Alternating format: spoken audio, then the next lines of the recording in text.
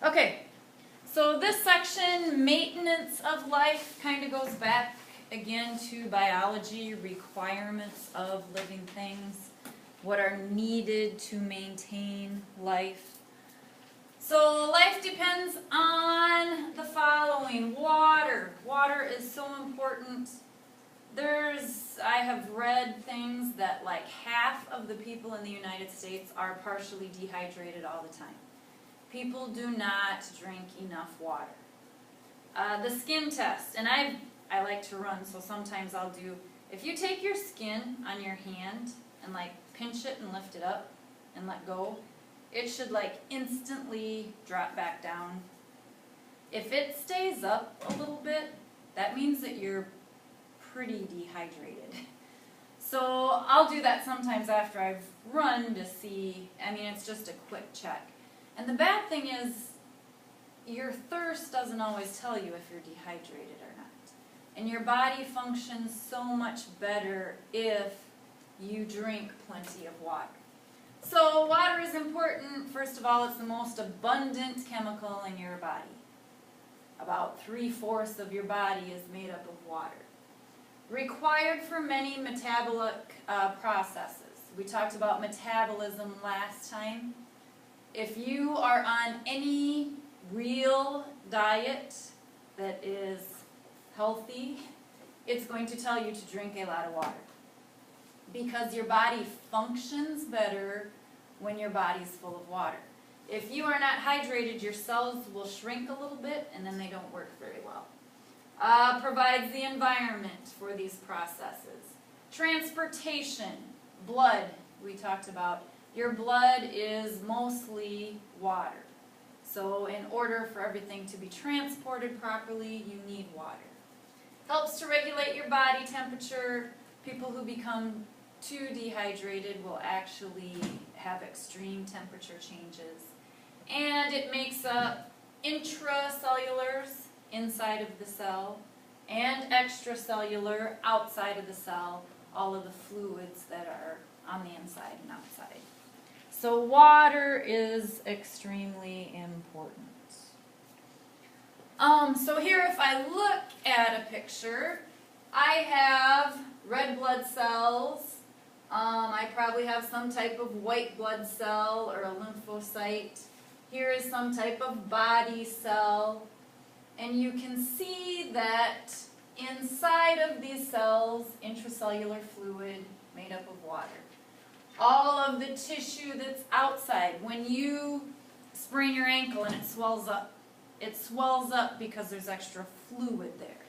So extracellular fluid would be fluid that's found outside of the cells and inside of the tissue. Blood is full of fluid, so those are just some examples in a diagram.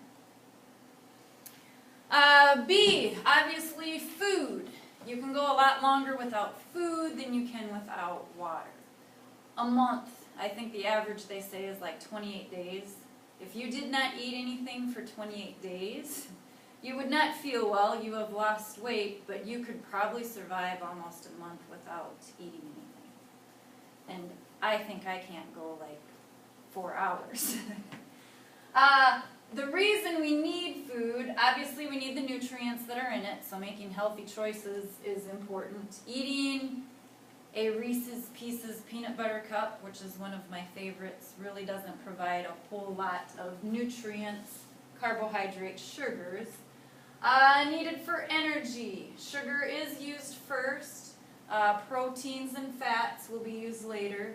Raw building materials, proteins are needed for growth and repair. Leah? I ate salad for like 3 days in a row, and somebody told me that it doesn't have any Nutrition? Yeah. Lettuce doesn't have very much nutrition. It has a lot of water inside of it, and it has fiber, but there's not very much nutrients. Does it count if I add some chicken in there? Yes, chicken would be better. That would add protein to Okay. it. Yep. But just plain lettuce doesn't have very much nutrients in it. You'd have to eat like, instead of you'd have to eat like 5 gallons of lettuce to get very much nutrients out of it. The fiber in it is good. and it's a filler, so that's the fiber part of it. Oxygen, obviously we need oxygen when we breathe. The reason that we use oxygen is it's required to help release energy from food. Usually your oxygen is going to bind to something or help to break apart something. Heat, your body needs heat. Average human body temperature is 98.6. That's an average. Mine's usually like 97.8 or 9. Mine's usually a little bit lower. Everybody's a little bit different. So heat is produced because of your metabolism or metabolic reactions. All of that has, what do I want to say? Heat is released kind of like a waste. It's a byproduct of all of these reactions.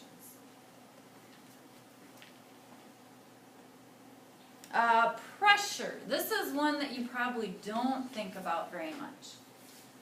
Pressure is the force applied to something. We talk about deep sea fishing. If I catch a fish from the bottom of the ocean and I bring it to the surface, what happens to that fish? It explodes. Its eyes might pop out. It explodes because it is used to so much pressure at the bottom of the ocean that when we bring it up, there's not that pressure, it just explodes. The opposite, if I go to the bottom of the ocean without being protected by anything, what's going to happen to my body? It's going to be crushed. So our body is used to the pressure of the atmosphere around us. And that's a fairly, it varies some, but it's a fairly stable pressure. And that's very important for our breathing rate, and we'll talk about that when we get to the respiratory system. Hydrostatic, which deals with water. Water pressure is needed to move blood, and it also helps to move the salts and electrolytes in and out of your blood. So those are your main requirements for life. Both the quality and quantity of those are very important. If I go back to oxygen, if my air is polluted, that oxygen's not going to work as well. Or if I drink salt water, that's not the same as drinking fresh water. So here's probably some new terms. Homeostasis will be very important. Homeostasis stays at home. It basically tries to keep everything stable.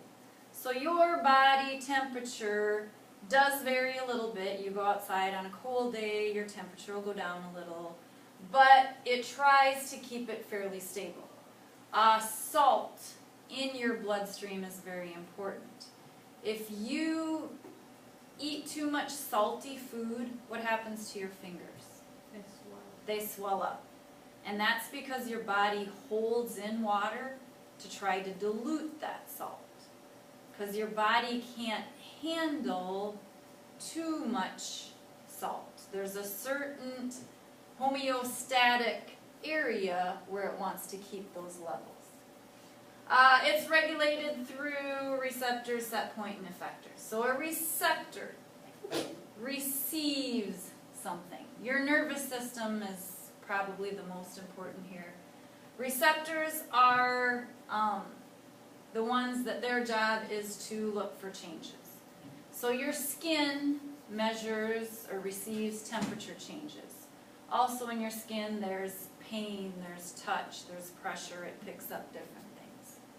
Set point is that normal value. So the normal value or set point of your body temperature is probably more like 96 to 102 or something like that. Effectors then are the parts that do something because of what they received. So mostly muscles. If I am cold, which I'm always cold, what does your body do when you're cold? It receives the fact that I feel cold. What do? Get goosebumps. You get goosebumps. Goosebumps are tiny little muscles that cause your hair to stand up, but those little muscles are basically flexing and that causes heat. So when you get goosebumps, it makes those muscles work, and that provides heat for your body. Or when you shiver, that's large muscles that are producing heat. So an effector is a muscle or gland that responds to those changes. If I eat too much sugar, my pancreas, which is a gland, my pancreas is going to produce what? More insulin. It's going to produce more insulin. You will get diabetes. You're right. So, things that are homeostatic. Homeostatic mechanisms is anything that helps to regulate body temperature, keeping it close to home or close to the same. And it does work a lot like basically like your thermostats in your house. Pressure sensitive receptors are important for blood pressure. That one we don't talk about as much. This one is the diagram that we'll look at. Everybody has homeostatic mechanisms, and they keep your body normal. Actually, even when we talk about, if we talk about cancer, cancer is basically abnormal cells. All of you have some abnormal cells somewhere in your body.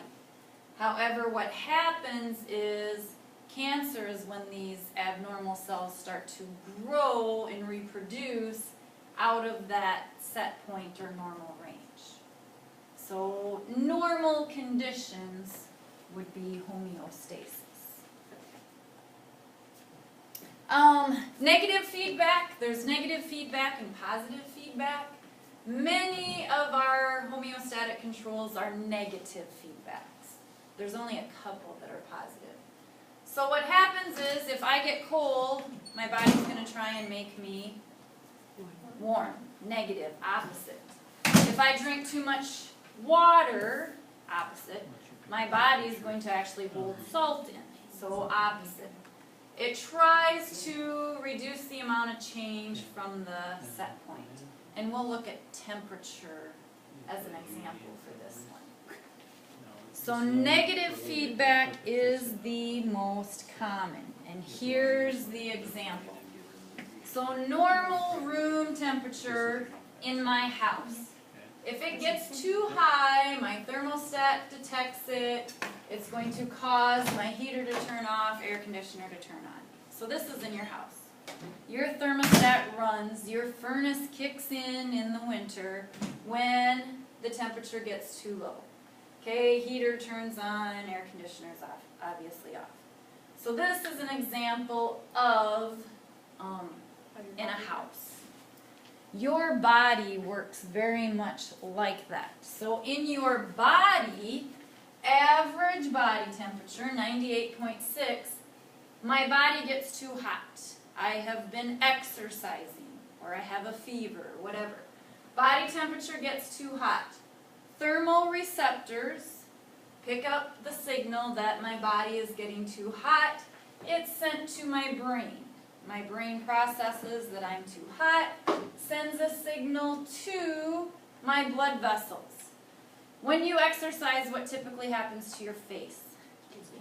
It gets red. Because what happens is your blood vessels actually get bigger, which brings your blood vessels closer to your skin, and that's why your face gets red, because you actually see the blood through your skin. Leah. Okay, what if you get punched and you get a bruise? What are those? Bruise is where you've like had internal bleeding, so there's actually a little pool of blood underneath your skin. Nasty. So my skin is going to look red because I'm going to have, my blood vessels are going to swell up to get closer to the skin to get rid of heat. You're going to sweat. Sweat is a great way to release body heat. So body heat is lost, I get back to my normal, and then I quit sweating, my face isn't red anymore, and it's back to normal. Opposite, okay, I'm getting too cold. Thermoreceptors decide that, send it to the brain. That's going to also send muscle or signals to my muscles and blood vessels. What